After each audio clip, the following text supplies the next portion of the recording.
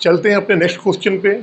और इस क्वेश्चन की ना मैं ऐसी ट्रिक बताऊंगा, जो भी आने वाले क्वेश्चन है, आने वाले 42 से लेके, और आप ये मान के चलिए 54 तक मैं ऐसी ट्रिक बताऊंगा कि आपको ऐसी ट्रिक आपने अभी तक देखी नहीं होगी, और ऐसा आर एस अग्रवाल की बुक में किसी ने नहीं पढ़ाया होगा। जो ट्रिक मैं आपको बताऊंगा, जिस तरीके से मैं आपको सवाल बताऊंगा, आप किसी भी यूट्यूब में कितना भी सर्च कर लेना, अगर इस तरीके से किसी ने अगर आपको पढ़ाया हो या ऐसी कोई आपको ट्रिक बताई हो, क्योंकि यहाँ से लेके 42 से लेके 54 तक ये इसमें 4-5 तरीके के या 4-5 टाइप के क्वेश्चन हैं। आप वीडियो को स्किप नहीं करना और मेरे कॉन्सेप्ट देखना कि मैं क्या क्या बताता हूँ। देखो पहले क्वेश्चन ये 42 नंबर कह रहा है ए प्लस बी अनुपात बी प्लस सी अनुपात सी प्लस ए का रेशियो 6-7-8 का रेशियो है, और कह रहा है यदि ए प्लस बी प्लस सी 14 है तो हमको सी का मान निकालना है। उसने एक कंडीशन दे दिया है कि यदि सी ए प्लस बी प्लस सी का जो मान है वो 14 है तो हमको सी का मान निकालना है। दो टाइप से क्वेश्चन बताऊंगा मैं आपको। पहले मैं सेकेंड टाइप बता देता हूं, उसके बाद मैं आऊंगा फर्स्ट टाइप में, ठीक है। देखो, जब भी आपको ए प्लस बी प्लस सी और सी प्लस ए के फार्मूले में आपको अगर ये यहाँ पे दे रखा है 6 और 7 8, और यहाँ से अगर आपको डायरेक्ट ए बी सी अगर हम कह दें कि ए अनुपात बी अनुपात सी का अगर मान निकालना है, तो इसको निकालने की ट्रिक क्या है, ये आप अगर सीख लोगे तो ये क्वेश्चन मैं कह रहा हूँ 1 मिनट से भी कम समय में होगा। 1 मिनट से कम समय कैसे? अब देखो, हमको यहाँ पे डायरेक्ट हमारे पास इतना दिया हुआ है और हमको डायरेक्ट ए बी सी का मान निकालना है। जब ए का हम निकालेंगे तो हम क्या करेंगे, देखेंगे ए कहाँ है। तो आपने कहा सर ए हमारा यहाँ पे है, इस वाले में और इस वाले में। तो हम क्या करेंगे कि इन दोनों को जोड़ देंगे, बाकी जो बचा है इन दोनों के मानों को जोड़ के बाकी वाला इसमें घटा देंगे। तो आप कह दोगे सर 6 और 8 को आप जोड़ लो, जोड़ोगे कितना आएगा, 14 आएगा। इस 7 को 14 में आप घटा दो। तो आप कहने का मतलब मैं आपको समझाने के लिए बता रहा हूँ। तो आप कह सकते हो अगर यहाँ निकालना है तो ऐसे कर सकते हो 6 + 8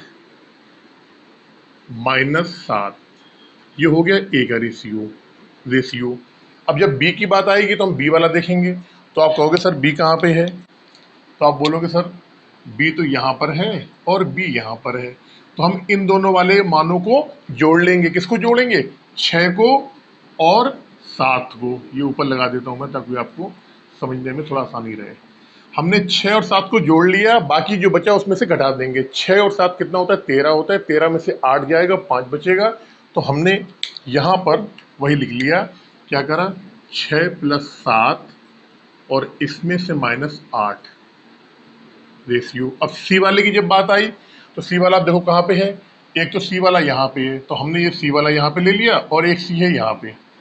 इन दोनों के मानों को जोड़ेंगे और ए प्लस बी वाला के मान को घटा देंगे। तो कितना है सी 7 और 8। तो आप यहाँ लिखोगे 7 + 8 माइनस क्या घटाएंगे इसमें, सी वाले दोनों जोड़ देंगे और बाकी जो बचा 6 इसमें से घटा देंगे। अब देखो 8 6 14, 14 में से 7 गया, 7 आ जाएगा। 7 6 13, 13 में से 8 गया, 5 आ जाएगा।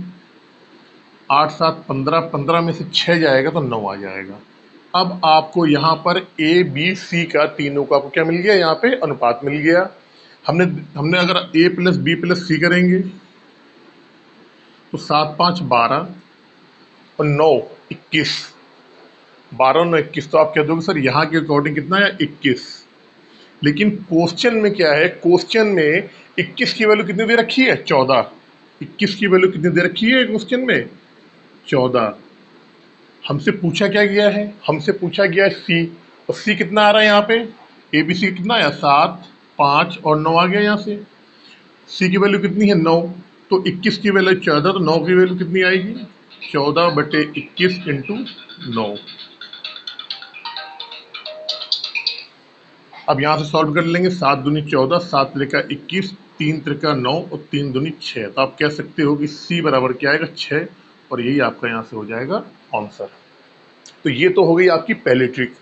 अब आ जाओ दूसरी वाली ट्रिक पे। आप हमने क्या किया कि इस वाली ट्रिक में हमने इन सारों को ऊपर वालों को जोड़ दो। तो यहाँ पे ए 2 बार आ रहा है, यहाँ पे सी 2 बार आ रहा है, यहाँ बी 2 बार आ रहा है। जब आप जोड़ोगे इस ऊपर वाले को, ये ट्रिक नंबर 2 है, दूसरी ट्रिक है ये। तो आप कह दोगे सर ऐसा करो, ए 2 बार आ रहा है, बी 2 बार आ रहा है, सी 2 बार आ रहा है, 2 को कॉमन ले लेते हैं। तो 2 को कॉमन लोगे तो आप अंदर क्या आ जाएगा, ए प्लस बी प्लस सी बराबर कितना हो जाएगा। जब जोड़ोगे तो 7 6 13 और 8 21, 21 आ गया। ए प्लस बी प्लस सी बराबर 21/2। लेकिन क्वेश्चन में क्या दे रखा है, ए प्लस बी प्लस सी का जो मान है कितना दे रखा है, 14 दे रखा है। तो आप ये कह सकते हो कि सर 21/2 की वैल्यू है जो, ये किसके बराबर है, ये 14 के बराबर है। 21/2 की वैल्यू किसके बराबर है, 14 के, क्योंकि ए प्लस बी प्लस सी के मान कितना, 14 के बराबर। अब देखो हमें ये मालूम है कि a प्लस बी प्लस सी का मान 14 है। अगर हम यहाँ से, हमको c चाहिए, अगर हम a प्लस बी का मान निकाल लें, हम अगर a प्लस बी प्लस सी में से a प्लस बी का मान घटा दें तो c की वैल्यू मालूम पड़ जाएगी हमको। तो a प्लस बी का मान कितना है, आप कह दो सर कितना है a प्लस बी का मान, 6। कितना है, 6। तो 21/2 बराबर 14 के, तो a प्लस बी यानी 6 की वैल्यू कितने के बराबर आएगी, आप कहोगे सर 14/21/2 इंटू 6। अब इसे आप काट लो तो 7 दूनी 14, 7 त्रिका 21, ये 3 दूनी 6, ये ऊपर जाए गुणे में आएगा, 2 दूनी 4 दूनी 8। तो आपने ये बोला कि सर a प्लस बी का जो मान है वो कितना आया, 8 आया, और a प्लस बी प्लस सी का मान कितना, 14 है। तो हमको अगर c का मान चाहिए तो हम क्या करेंगे, a प्लस बी प्लस सी में से अगर हम a माइनस बी घटा दें, a प्लस बी, और a प्लस बी प्लस सी का मान कितना है, 14 है। 14 में a प्लस बी का मान कितना निकाला है हमने, 6 बराबर कितने का आया, 8 के बराबर, ये 8 आया है। 8 घटा दो तो यहाँ से क्या आएगा, 6। तो यहाँ से भी हमारा c का मान कितना है, 6 आ गया। ये 2 ट्रिक है आपके पास। जो भी ट्रिक आपको अच्छी लग रही है आप उसे कर सकते हैं। मैंने आपको बता दिया पूरा, ये ट्रिक आप देखिए और बहुत अच्छी ट्रिक है। ऐसी ट्रिक जल्दी कोई बताता नहीं है। एक क्वेश्चन मैं और लूंगा सेम इसी टाइप का, एक बार आप इसको नोट कर लें।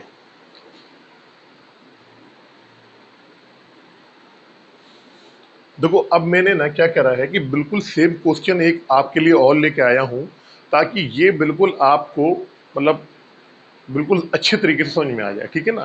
पहले वही जो हमारा मोस्ट शॉर्टकट है हम उसमें चलेंगे। कैसे, मैंने बताया कि अगर a plus B B plus C और c प्लस ए का रेशियो अगर दिया हुआ है तो हम वहां से a ratio b ratio c का मान डायरेक्ट निकाल सकते हैं। कैसे, ट्रिक से। देखो हमने लिख दिया यहाँ पे a ratio b ratio c।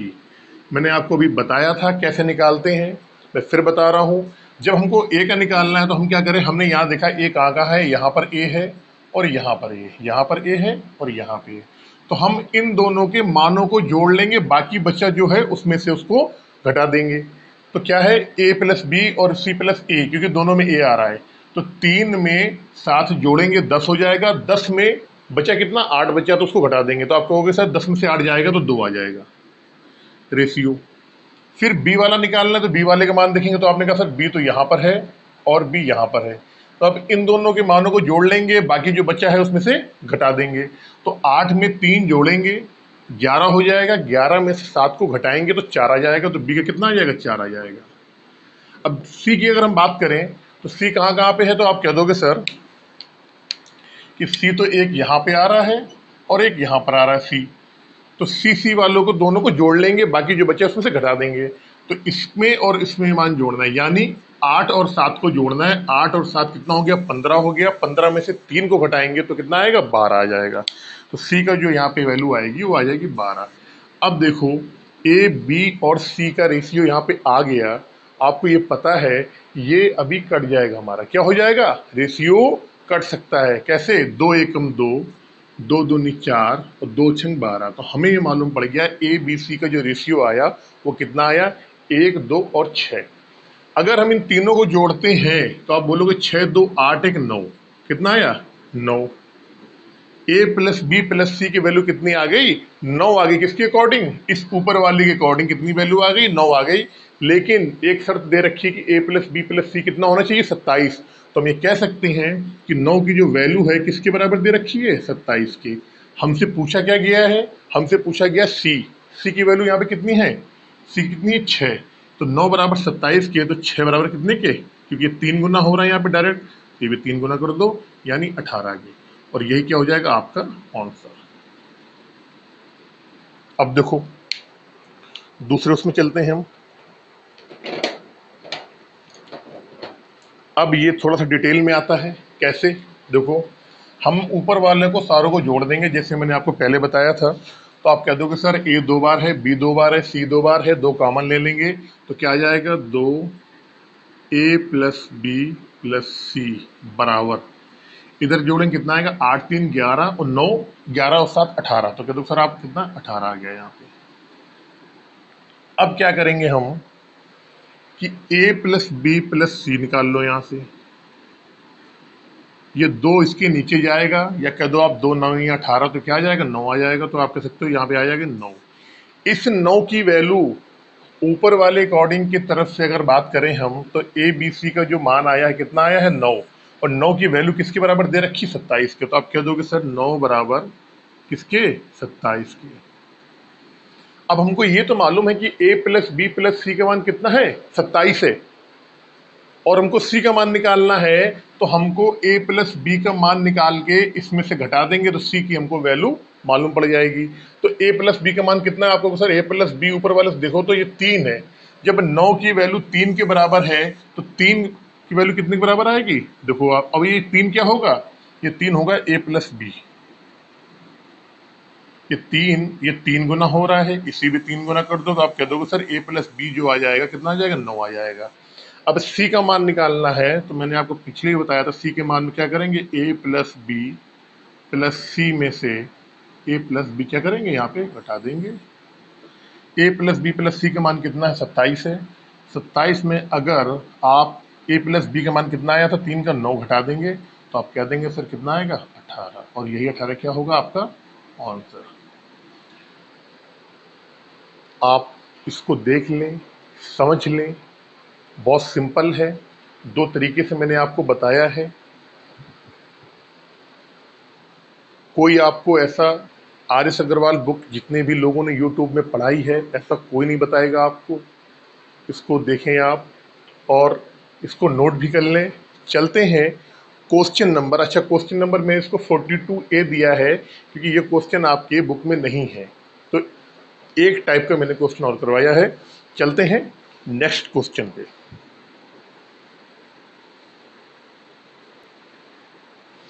देखिए, जो नेक्स्ट जो क्वेश्चन है उस क्वेश्चन को बताने से पहले ना मुझे कुछ आपको कॉन्सेप्ट सिखाने पड़ेंगे, कुछ कॉन्सेप्ट आपको बताने पड़ेंगे और कुछ बेसिक चीज़ें आपको बताना पड़ेगा।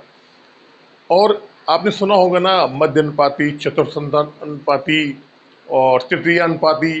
तो मैं आपको आज ऐसी ट्रिक बताऊंगा कि जिंदगी में कभी नहीं भूलोगे आप। अभी आप याद करते हो ना बी स्क्वायर बराबर ए बी और तृतीय बराबर रूट ए बी। आप जिंदगी में कभी याद नहीं करना पड़ेगा, आपको कभी आप भूल ही नहीं पाओगे। 60 साल हो जाओगे तब भी नहीं भूलोगे।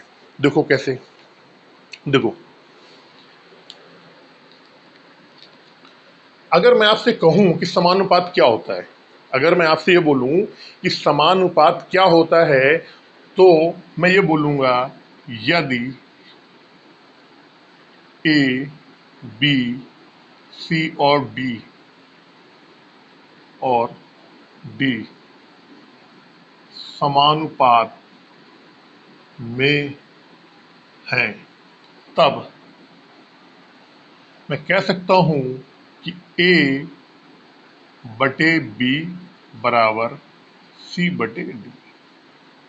इसको हम लिखने को ऐसे भी लिख सकते हैं कि ए रेशियो बी बराबर सी रेशियो डी, या ए रेशियो बी बराबर समानुपात का निशान बराबर डी। ये सब बात एक ही है। तो यहां से हमको देखने को क्या मिला कि समानुपात क्या होता है। तो यहां पे आप नोट पॉइंट करो, यहां पे आपको नोट पॉइंट डालना है और ये नोट पॉइंट ही आपका क्या है? ब्रह्मास्त्र। ये क्या है आपका? ब्रह्मास्त्र है ये, ब्रह्मास्त्र। हिंदी में मत जाना, हिंदी गलत भी हो सकती है मेरी। हमने ये कहा आपसे कि समानुपात क्या होता है, तो हमने कहा कि अगर ए बी सी डी समानुपात में है तो इसका मतलब क्या होगा? कब होंगे? जब ए बटे बी बराबर सी बटे डी। अगर ए बटे बी बराबर सी बटे डी है तो हम ये कह सकते हैं कि ए बी सी और डी क्या है? समानुपात में है। इसका मतलब ये हुआ, हम ये कह सकते हैं पहले दो का रेशियो या अनुपात बराबर बाद के दो का रेशियो।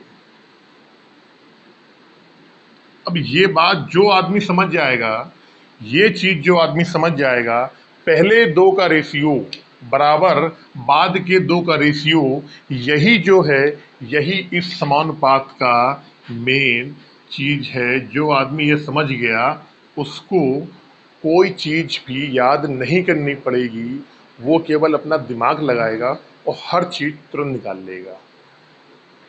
ये चीज आपको मालूम होनी चाहिए। देखिए, अब इसी से रिलेटेड मैं चलता हूं। अगर मैं आपसे बात कहूं, पहला पॉइंट आ जाता है कि चतुर्थानुपाती निकालें। आप क्या निकालें? चतुर्थानुपाती। यदि मैं कह दूं ए बी सी,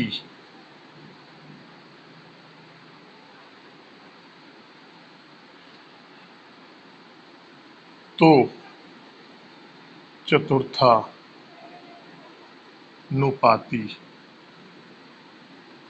क्या होगा? इसको बोलते हैं फोर्थ प्रोपोर्शनल। Fourth proportional. तो मुझे ये मालूम है कि अगर ए बी सी, और हमने मान लिया कि जो इसका फोर्थ प्रोपोर्शनल है, चतुर्थानुपाती है, वो एक्स है। एक्स कर लिए यहाँ पे। अब मैंने क्या बताया था आपको कि समानुपात का एक नियम ये होता है कि पहले दो का रेशियो बराबर बाद के दो का रेशियो। तो पहले दो क्या है? ये दोनों है, ये बाद वाले हैं। तो हमने क्या करा? ए बटे बी बराबर सी बटे एक्स। यहाँ से एक्स का मान निकालना है। आप कह सकते हो कि सर जब एक्स का मान निकालेंगे यहाँ से तो क्या आ जाएगा? आप बोलोगे sir C B C upon A. ये क्या आ गया? चतुर्थानुपाती आ गया आपका। इसको आप नोट कर लें एक बार, फिर मैं और आपको चीजें बताता हूँ।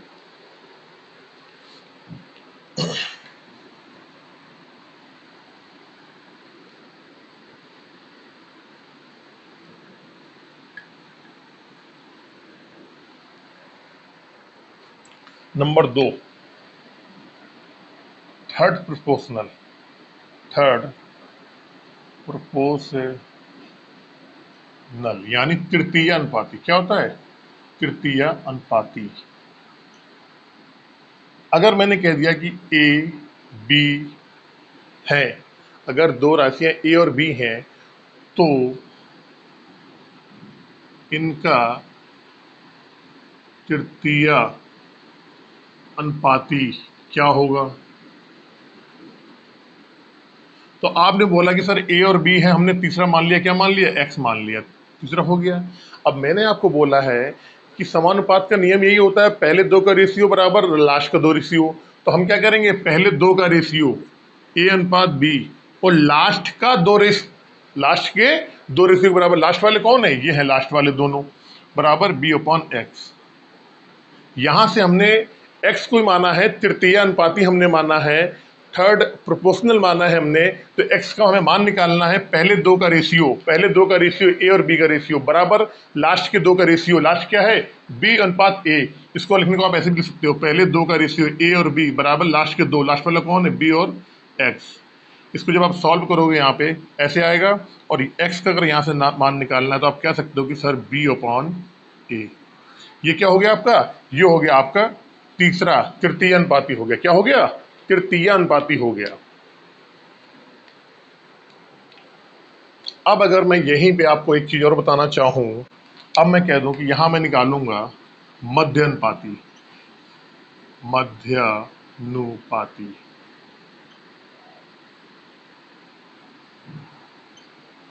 तो मध्यानुपाती क्या होता है? मैंने कहा कि सर ए और बी, अगर मध्यानुपाती निकालना है आपको, तो मैंने बोला कि ए और बी का मध्यानुपाती निकालना है, तो ए और बी के बीच क्या होगा? एक्स होगा। अगर ए और बी दो राशियां हैं और बोल दिया जाएगा इनका मध्यानुपाती निकालो, तो आप क्या बोलोगे सर कि ठीक है सर ए और बी हो गई, इसका बीच में हमने निकाल लिया एक्स। अब हमें एक्स की वैल्यू निकालनी है, तो वही फंडा निकालना है, पहले दो का रेशियो बराबर बाद का दो का रेशियो, पहले इन दोनों का रेशियो ले लो। तो आप कह दोगे सर ए रेशियो एक्स बराबर बाद के दो का रेशियो एक्स रेशियो बी। अब यहां से अगर एक्स का मान निकालोगे आप, तो इन दोनों गुणा हो जाएगा, बराबर क्या आएगा? तो एक्स स्क्वायर बराबर क्या आ जाएगा? ए बी आ जाएगा। तो एक्स का मान क्या आएगा? Under root A B. आप कह सकते हो अगर ए और बी दो राशियां हैं, इनका मध्यानुपाती निकाला जाएगा, तो उन दोनों का गुणा होगा, अंडर रूट आ जाएगा। ए और बी अगर दो राशियां हैं, उनका तृतीय अनुपाती निकालना है, तो बी स्क्वायर अपॉन ए आ जाएगा। इस तरीके से आपको फार्मूला याद करने की जरूरत नहीं है, क्योंकि तृतीय पूछा गया था, तो यहाँ पे एक्स क्या हुआ? तीसरे नंबर पे आ गया। यहाँ पहले वाले में चतुर्था पूछा गया था, तो एक्स कितने पे आया था? चौथे नंबर पे आया था। यहाँ पे मध्या पूछा है, तो एक्स क्या आएगा? इन दोनों के बीच में आ जाएगा। तो क्या याद करना है? पहले दो का रेशियो बराबर लास्ट के दो का रेशियो। अब चलते हैं अपने क्वेश्चन की तरफ। एक चीज और बता दूं मैं आपको, कई जगह लिखा रहता है, मैं बता देता हूं आपको। अगर बात करेगा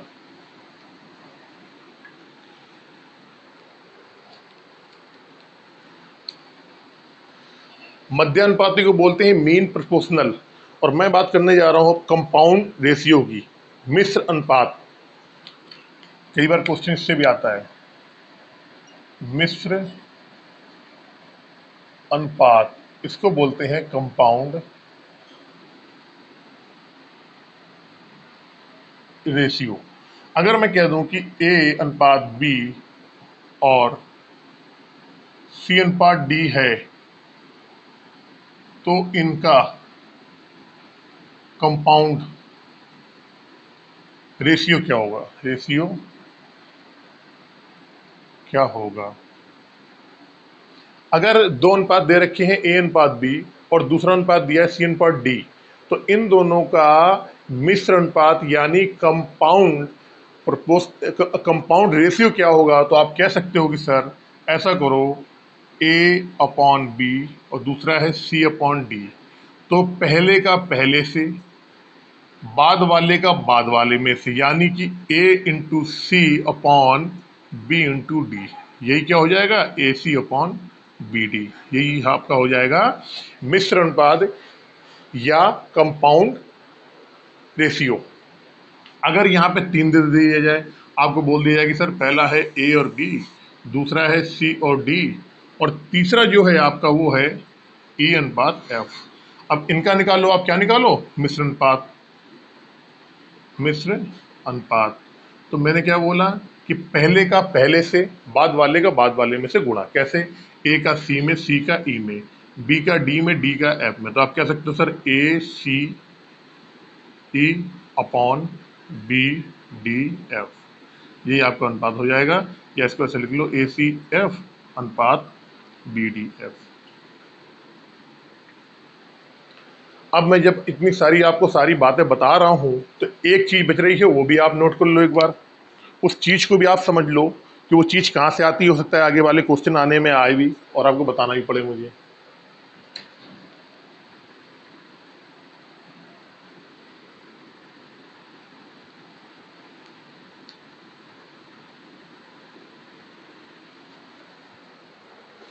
अभी मैंने आपको बताया था कि समानुपात क्या होता है। अगर ए बी सी और डी है, ए बी सी डी समानुपात में है, इसका मतलब ये हुआ कि ए बटे बी बराबर सी बटे डी होगा।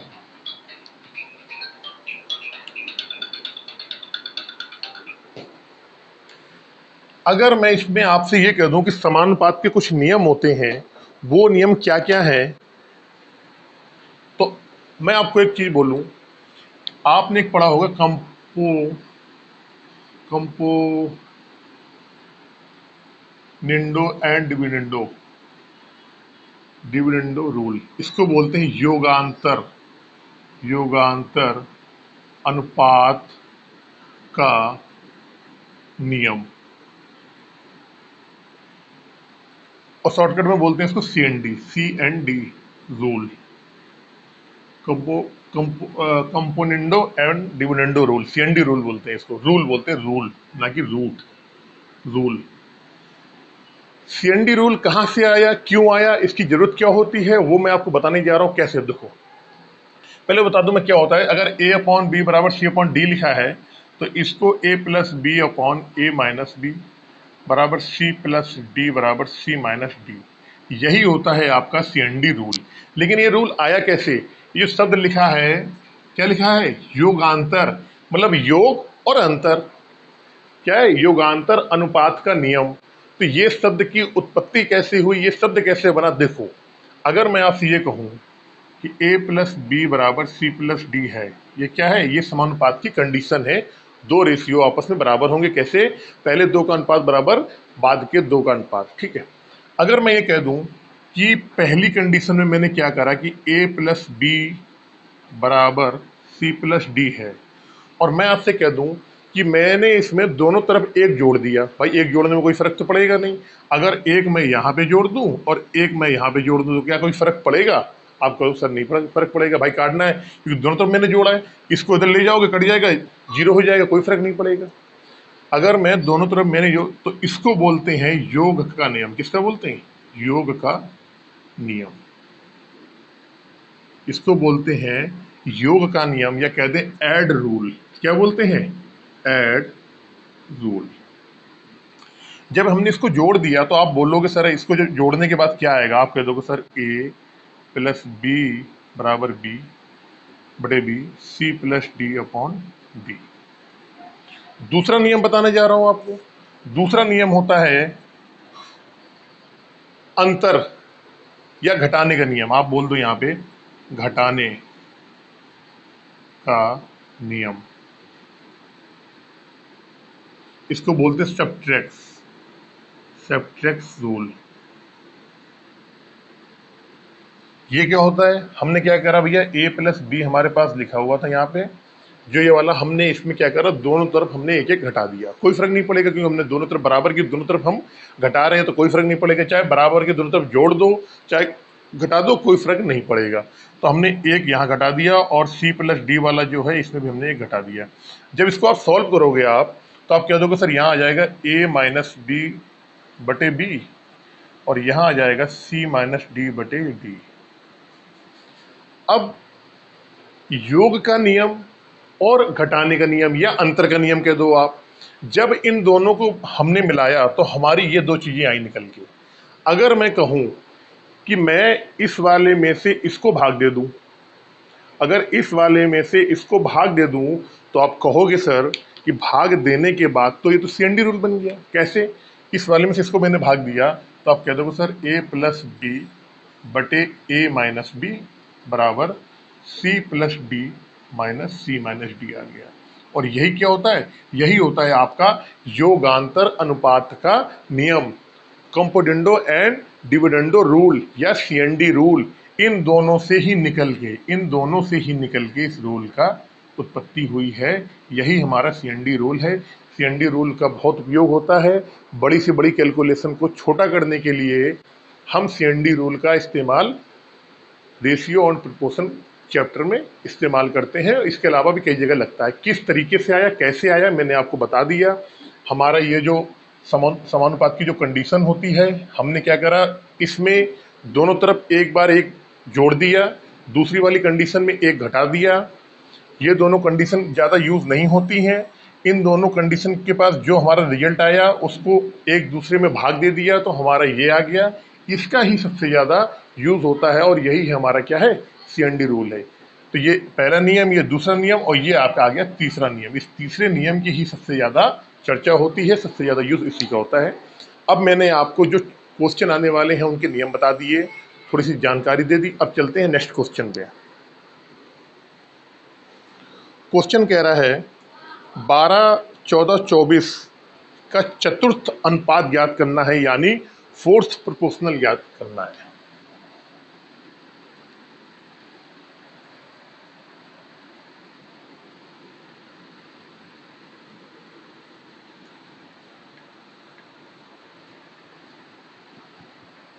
देखो, कह रहा 12, 14 और 24। 12, 14 और 24 का फोर्थ तो हमने x मान लिया। अब मैंने बताया कि चतुर्थ माना है, चतुर्थ हमने x को मान लिया।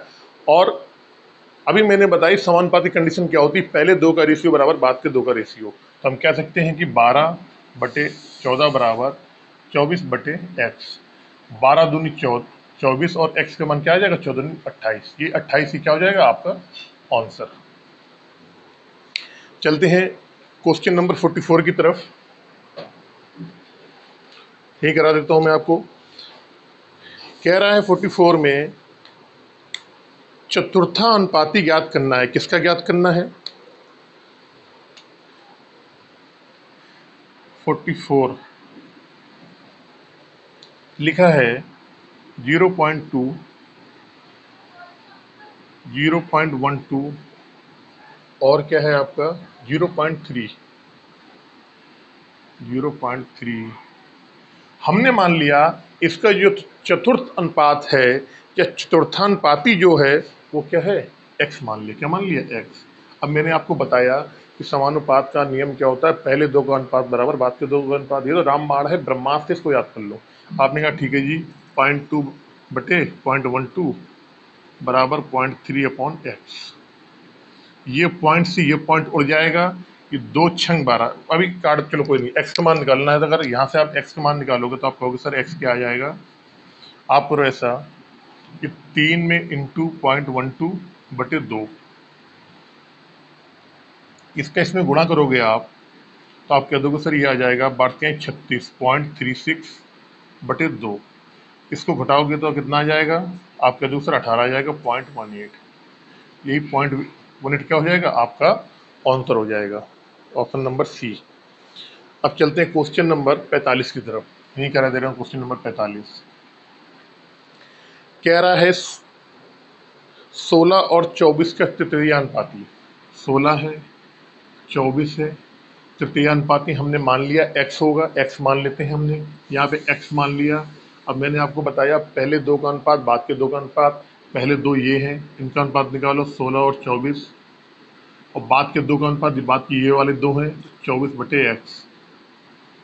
काट लो यहाँ से, 8 दूनी 16, 8 त्रिका 24, 12 दूनी 24, x बराबर क्या आएगा, बांटते हैं 36। यही क्या होगा, 36 आपका आंसर हो जाएगा।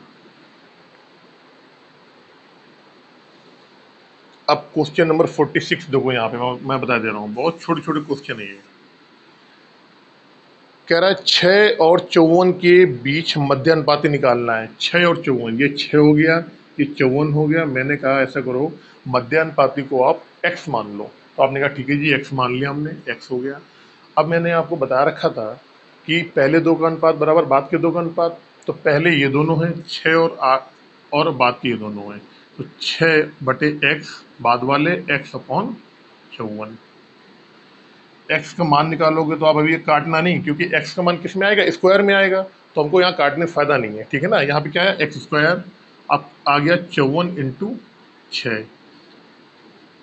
आप एक काम कर सकते हो, 9×6=54, कितना, 9×6=54, तो 9×6×6।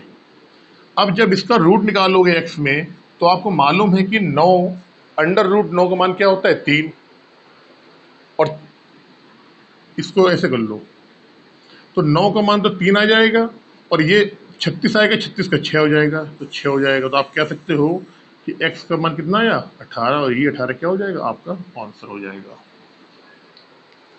क्वेश्चन नंबर 47, क्वेश्चन नंबर 47 यहाँ करवा देता हूँ मैं आपको। जल्दी जल्दी क्वेश्चन हो रहे हैं आपके सारे। कह रहा है 0.02 और दूसरा क्या लिखा हुआ है 0.32 0.32 0.32 0.02 और 0.32 का मध्यानुपाती ज्ञात करना है, इनके बीच का ज्ञात करना है। हमने मान लिया वो क्या है x मान लिया। अब मैंने आपको फिर बताया जो मैं रट रहा हूँ, पहले दो का अनुपात, ये पहले दो का अनुपात बराबर बाद के दो का अनुपात। हमने क्या करा 0.02 अपॉन x बराबर बाद के दो वाले x अपॉन 0.32। इसको आप सॉल्व करोगे, एक्स स्क्वायर का जो मान आएगा तो आप कह दोगे सर 32 दूना 64 आएगा, 32 दूना 64 आएगा। और कितने अंक के बाद जीरो आएगा, तो आप कितने कितने अंक के बाद आएगा दशमलव, तो आप कह दोगे सर दशमलव जो आएगा वो आएगा आपका 4 अंक के बाद। 32 दूना 64 और 4 अंक के बाद, तो 0 0 और ये आ गया आपका दशमलव। जब इसको और ज़्यादा सॉल्व करोगे आप, तो आप कह दोगे सर रूट 0.0064।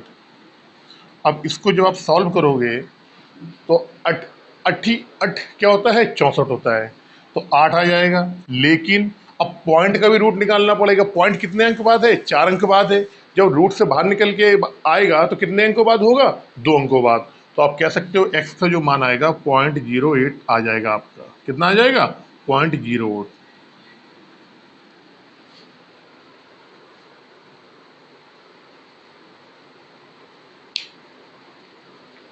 ये आपने सब मैंने आपको करवा दिया। यहाँ पे मैंने आपको बता भी दिया किस तरीके से हुआ, कैसे हुआ। थोड़ा समय इसमें अगर आपको वो हो रहा है कन्फ्यूजन, तो ये मैं यहाँ से ऐसे कर देता हूँ ताकि आपको चीज़ें जो हैं वो सही से समझ में आ जाए। इसमें आपको क्या होगा कि आपको कोई दिक्कत नहीं रहेगी क्वेश्चन को समझने में।